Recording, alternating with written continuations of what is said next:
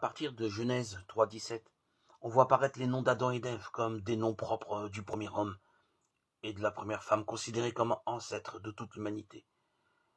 Et en Romains 5, 12, 21, l'apôtre Paul fait d'Adam le premier pécheur, celui qui a ouvert la porte au péché et au fruit du péché qu'est la mort.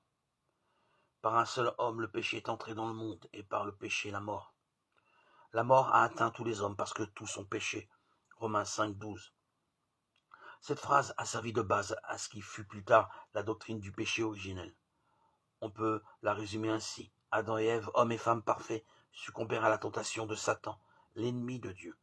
Eux qui devaient être immortels ne furent plus alors que de pauvres mortels soumis à la peine, aux séductions du mal. Genèse 3, 16, 19. Adam et Ève entraînèrent tous leurs descendants, tous les hommes, dans cette situation misérable. Vie pénible, mort inévitable et séparation éternelle d'avec Dieu. Seul Jésus-Christ tirera l'humanité de cette déchéance, rétablira la communication avec Dieu, effacera par le baptême l'antique malédiction et ouvrira les portes du paradis.